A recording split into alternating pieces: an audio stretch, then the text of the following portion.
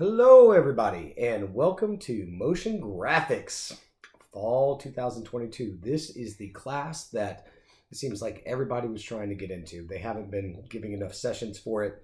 So right off the bat, if you're watching this video now, my apologies for not being able to be there on site for this first week, but I've got some stuff lined up for you, which I think is going to make up for it and definitely get you on the right page so that we can hit week 2 in person and actually get this thing running really smoothly. The content that you're going to see for this first class as well as the second class should prove to be pretty useful for you, I hope, as a resource to be able to hold on to for the rest of the semester and go back and have a video capture of some of these initial basics when it comes to using After Effects and getting this first project kind of set up. So without further ado, motion graphics, what a cool, incredible industry this is. This is the industry where I end up making the vast majority of my money from as a professional. And I've gotten to do all types of projects. I've never done the same project or the same visual solution more than once over the years.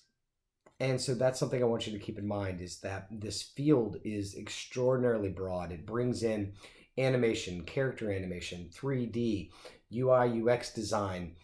There are so many different applications for it. If you're having like a big concert or something like that, the video that goes on behind the performer, a lot of times that's going to be some pretty incredible motion graphics stuff, and it's not going away. So over the next 16 weeks, I have revamped my old motion graphics course and added in some new projects that I hope that you guys are really going to enjoy.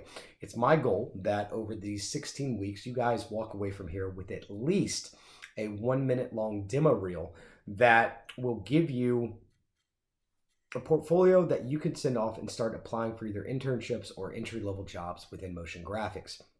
Just like with all the classes that I teach at this school, you're going to get in to this course. There's going to be a lot of work. I think I warned you guys about that in the initial email, but you're going to get out of it the time and the effort that you're willing to put in. One of my biggest goals here is to make sure that you guys are not doing erroneous, needless projects that are not going to help you get your foot in the door within this industry. And that's really the way that I've created these different assignments.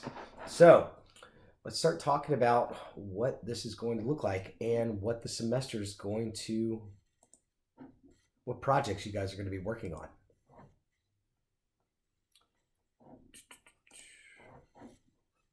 Sorry, I'm bringing up the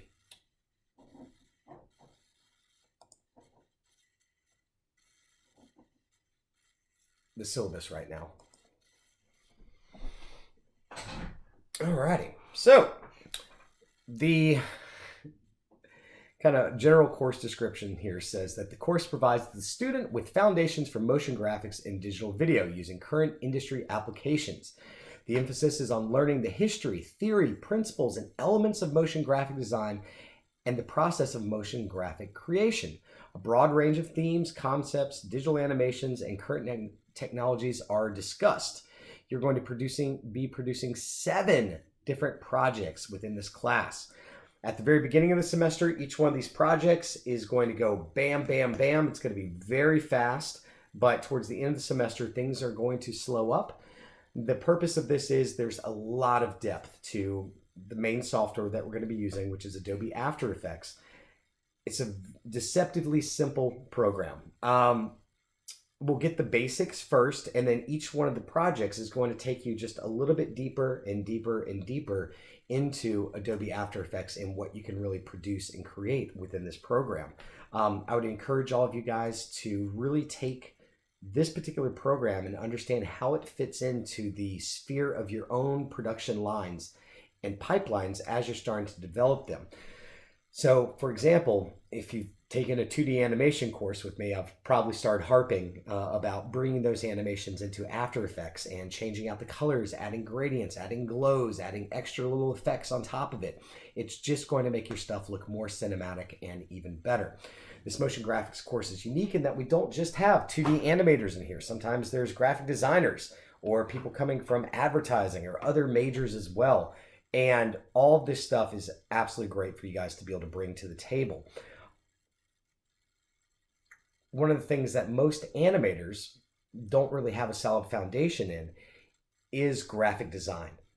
So one of the big things that I'm going to be harping on in here is using references.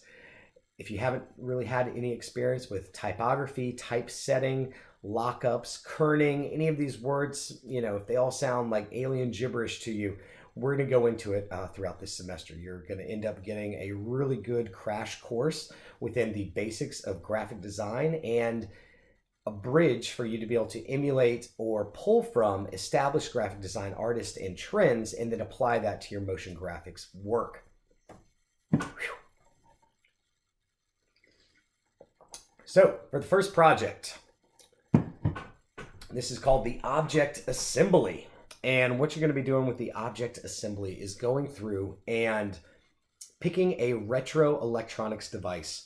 This is what the second video is going to be about, in setting up and getting these things inside of After Effects and how to set your initial keyframes, how to think about motion and the emotion of moving objects across the screen to impact your audience in the best way possible.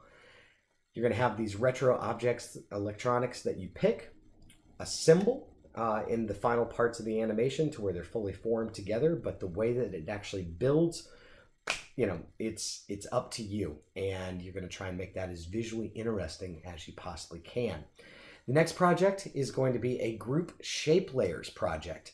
Shape layers are this weird little element within After Effects that allow you all kinds of variety and manipulation. The main goal for the second project that I want you guys to get is the idea of repetition with offset timing. A lot of times within After Effects, you're going to create one animation, say a line that wiggles across the screen, but then you can copy and paste that wiggle that you've just created, change the color of it, change the timing a little bit, and all of a sudden you're going to get a line that looks like it's got multiple colors streaming out through it. And that core idea gets used time and time again throughout motion graphics, and you're going to be able to create some really complex looking stuff by making one short basic animation and then duplicating it, changing it a little bit, and filling your screen with some pretty unique solutions. So the third project that we're going to be doing in here is called the Conference Presenter Intro. There's a huge trend going on with motion graphics right now where it's taking either slow video or multiple photos of someone, or even just a still photo, running it through Adobe Photoshop and giving it a graphics treatment, and then having motion graphics happen on the outside of that. And you're going to be imagining a conference and who the conference presenter is. They're just about to walk out on stage. And how do you design the conference branding? How do you, in those short couple seconds, define who this person is? Why are they relevant to the conference? And then you give them in the introduction. At the end of the animation, their photo, the text lockups are going to fade away. And you're going to end with just a cycling animation that the presenter can stand behind, and it's going to look pretty cool, but still on brand for the presentation, and they're going to look good in their photos, so that they're getting taken of them while they're presenting. The fourth project is going to be a 3D scene fly through with cutouts and lyrics. That is word soup right there. But what this project for is taking the place of is the traditional lyric video that a lot of intro to motion graphics classes have students do. In my experience, I ran the lyric video for,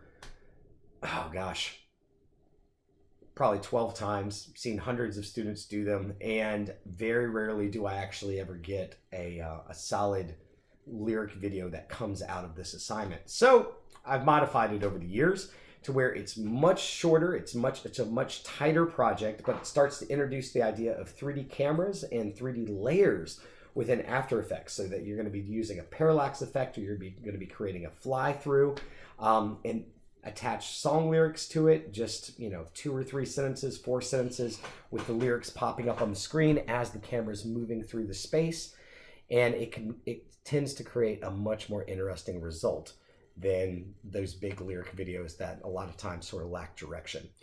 Project 5, and this is one that I'm especially excited for this semester, and it sounds silly at first, but let me explain, is TikTok transitions. I know. So TikTok is the latest, greatest little social application or social platform. We've seen them come and go. But what this platform has really allowed is for new editing techniques and transitions to take place within video that every advertising company in the world is looking at and trying to emulate right now. These editing techniques are defining a generation of filmmakers and advertising and branding, and it's not going to go away for a while. It's also going to give you guys the opportunity to work with camera. And when I say camera, you can video stuff right off your cell phones, just turn it horizontally and work on recreating some of these TikTok transition videos where, someone moves their head and then it looks like their head just keeps on coming, or they transform into a different location when they move the camera down, and reverse engineering some of that stuff, but adding motion graphics, post-production techniques to it, color correction, maybe some green screen needs to take place within it. All of that's going to get encapsulated into this Project 5. Now, for Project 6, I know they just don't stop coming. This is where the semester finally starts to slow down. So you're going to be tasked with doing a Did You Know 2 Unique History Facts. Basically what this is your first attempt at doing an explainer video where you're going to have a script that you write, that you prep, you record, and then you're going to be putting ancillary text up on the screen, but mostly it's going to be driven by animation that helps to inform the viewer of what these 2 facts are. This is huge. You see it all over YouTube all the time. I've got a lot of great links to different forms of these explainer videos within the project description.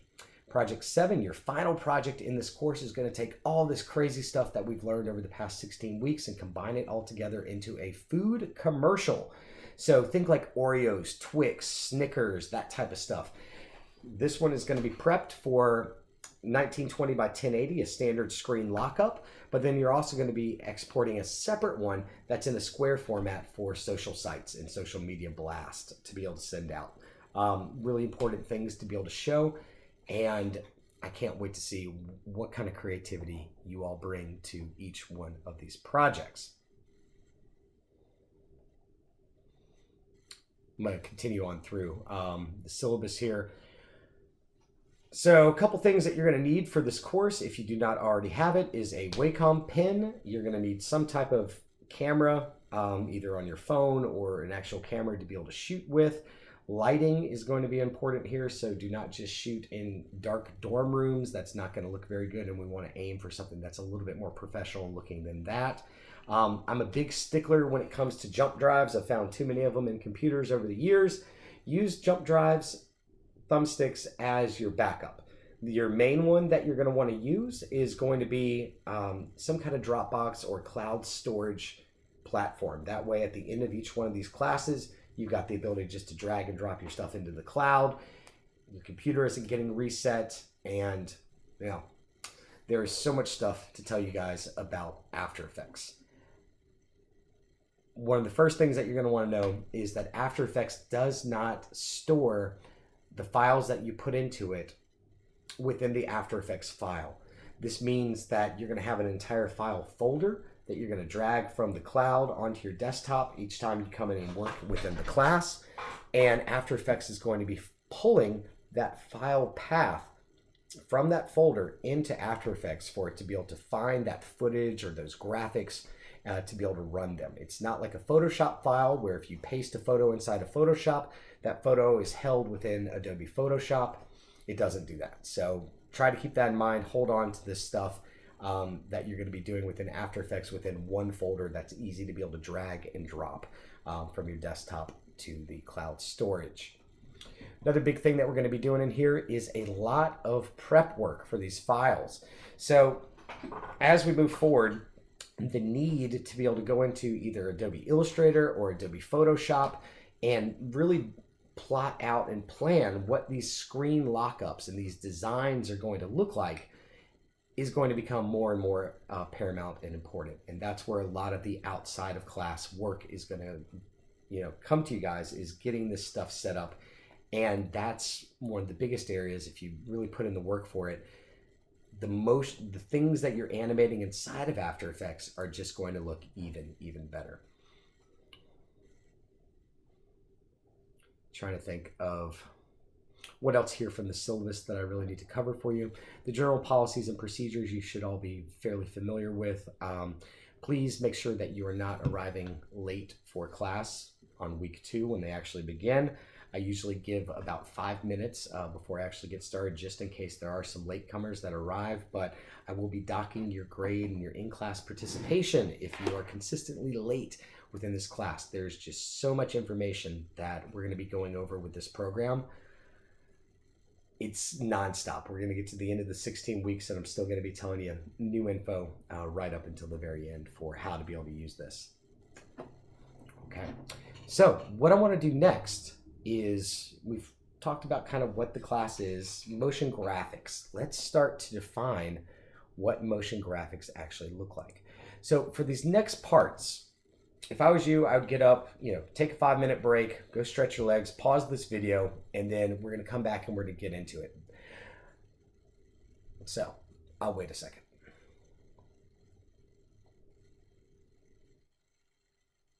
All right, if you're back. So what you're going to want to do now is, within the discussion post, you'll see it for this class, I have put in the introduction post. Inside of there, you are going to see 6 videos with some text, and it is going to have some discussion post prompts for you guys to respond to. The prompts are in bold lettering, and all you need to do is just copy those prompts into your form, into your response, and then just write your response below them. Nothing too difficult. I think it just gets the conversation flowing in here, and ask you guys to participate along with some of this stuff that we're going through and looking at.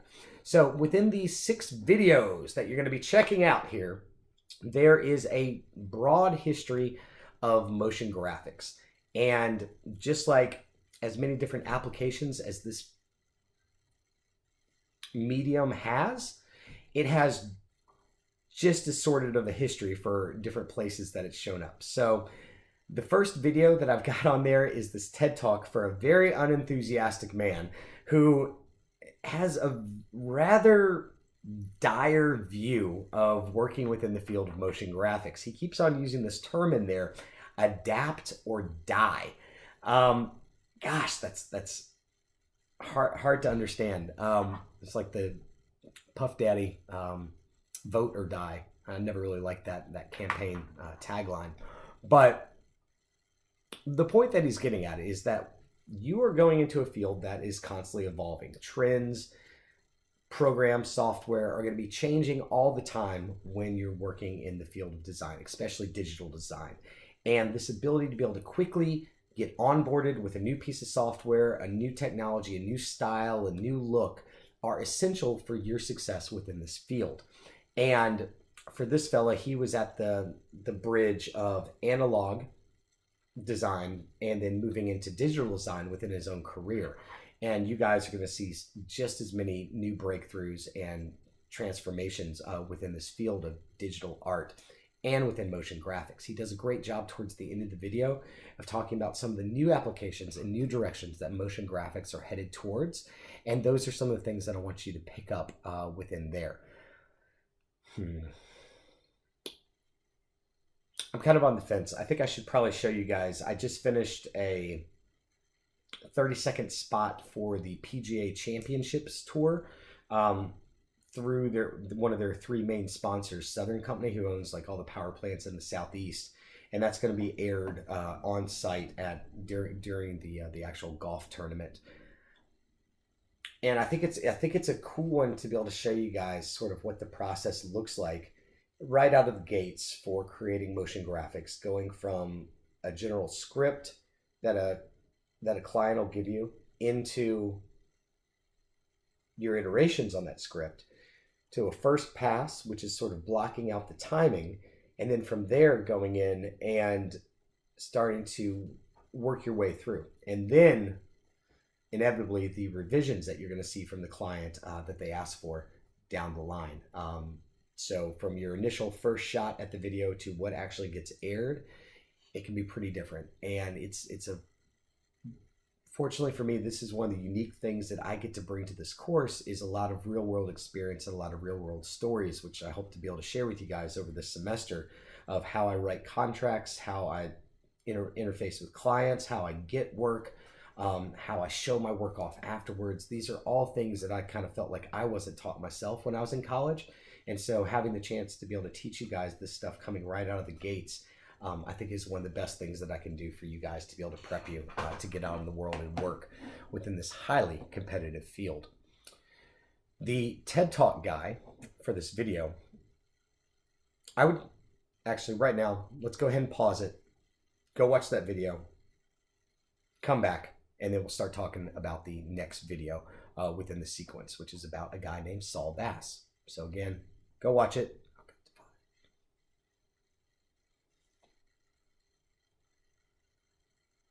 Okay, and we're back. So Saul Bass gets mentioned within the first video that we watch, and he is considered sort of the grandfather of motion graphics. This guy was working way back in the day. If you feel like it, you can go and look at some of his other movie intro titles that he did, or some of his commercial work that he did. The movie intro titles for different Alfred Hitchcock films are really fun to look at, but a lot of it looks like very jagged cutout style animation. And the cool part about the video that you just watched is when he talks about the emotional context, the amount of thought that this guy, all these years ago, when no one else was doing this stuff, really the pioneer of it, was thinking emotionally about how things move on the screen, and how by adding movement to something, you are helping the audience infer about how they should feel about the graphics that you're showing them. And this is such a big part, right? It's too easy. I know you've got a lot of stuff that we're going to be onboarding with, and there's a lot of things that are going on within these first projects, but try and keep in mind, how you are telling the audience what you want to say through motion. Is something moving in super fast? Is it really energetic, like a little 9-year-old that just drank some Surge? Or is it something that is very slow and ethereal, like the opening of like a James Bond movie or something that, is there to be able to transport you into sort of another world or another space? Honestly, most of these videos are going to be like 10 to 15 seconds for the first part of the semester, so it's going to be more on the side of like hyperactive 9-year-old that drank a bunch of Surge.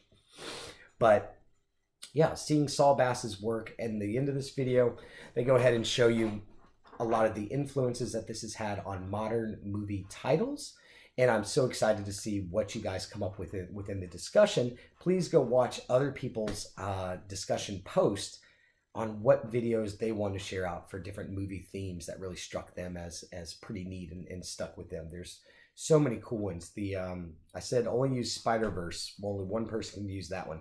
Another really easy one is the movie Seven, and that one gets referenced all the time within motion graphics. It was pretty pivotal when that opening sequence first came out, and then you've probably seen 100 different shows that mimic that particular type of style of motion graphics. All right, so let's give it a pause, and we're going to jump forward to the third video.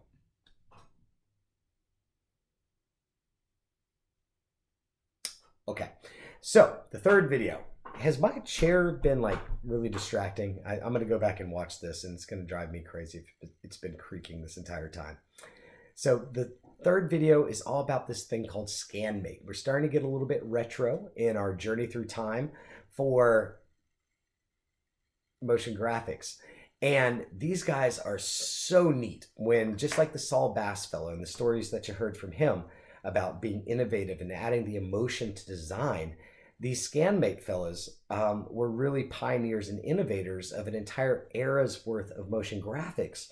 And they were using randomness in the best ways possible to be able to create these solutions that really turned out extraordinarily cool. It's the idea of those happy surprises. When we get into video and shooting things like your product for the food at the end, or the TikTok videos, and I'm going to ask you guys to, when you're shooting, shoot more than you actually think that you need to. Go in there and get the close-ups, get the alternative angles, make sure that you've got nice steady camera movements that aren't too jittery, that don't look like a 9-year-old who's had too much surge, but make sure that your lighting's looking really great on your products or yourself, if that's what you happen to be filming, or your locations when you're doing these TikTok videos. Move the lighting around to some different angles and really let that exploration and discovery process take place. There was a really cool graphic design project that I did when I was getting my master's degree, where the professor had us put together these pages of graphic text, and then we had to print them out, cut it up, scan it, and then bring it back into Photoshop and then manipulate it even further to move into abstraction. And the amount of cool surprises that came out of it was pretty extraordinary. And I hope that along the semester that you guys, while looking for the emotional impact of motion and for moments to where you can be clever with the way that you're doing things, you also are on the hunt for those happy surprises that come out of working within this software, and give yourself the room to be able to explore some of those random solutions that occur, just as long as they're staying in line with professional, stuff and working within the sphere of, design practices that exist out there nowadays. You'll find some pretty cool things that come up along the way. The second part of the ScanMake video is just reinforcing this sort of retro theme even more, where it's old school VHS covers, and it's taking the graphic design from these VHS covers and then animating it within After Effects. And the transitions, the motion, the way that these lines are transforming and morphing from one to another, and these different graphics lockups are really, really beautiful. So this idea of transitioning from one graphic to the next and the way that it morphs, there's a lot of thought that goes into that within motion graphics, and that's something that you guys are really going to get to explore throughout this semester. Let's move on to the next video.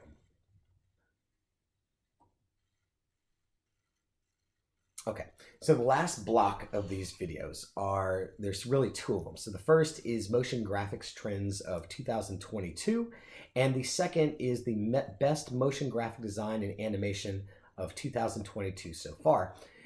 That second series, the best of 2022 so far, is a really, really neat series where you can go back, and if you go to 2021, 2020, the work that these studios around the world are doing is just absolutely phenomenal. It is cool as all get out, and I want you guys to understand that that is really who, if you decide to pursue motion graphics, you're going to be competing with.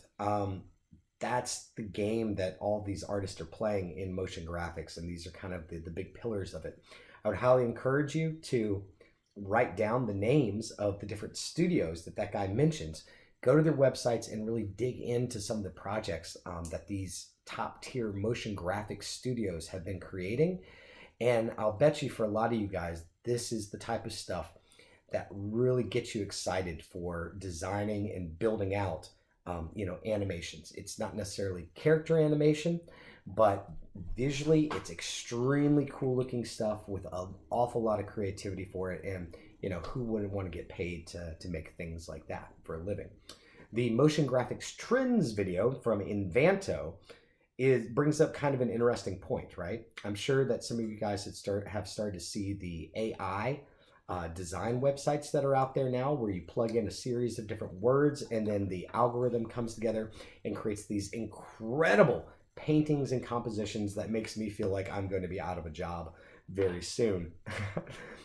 In the same way, these Invanto sites go through and they have these pre-made, one button, not really one button click solutions, sort of medium level solutions that are very fast. And I have had to use them before for clients with tight deadlines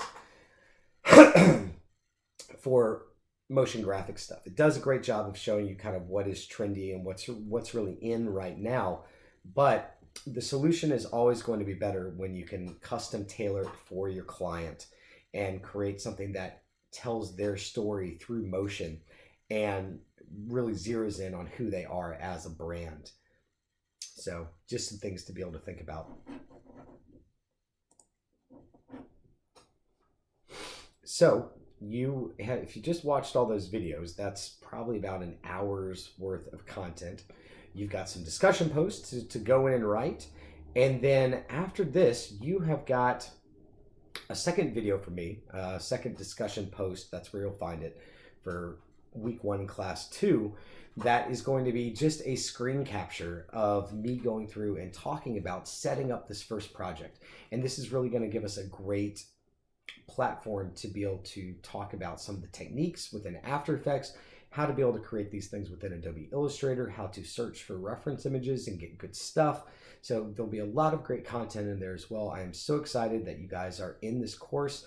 If you haven't already listened to enough videos, written enough stuff today, I would highly recommend that you go in and read the full assignment descriptions for the different projects that we have within the semester. I've tried to include a lot of working files from my examples in previous classes, or links to videos that'll help zero you in on what it is that we're trying to look out for. So if you guys have any questions just about this particular intro, motion graphics probably still feels like a very broad field.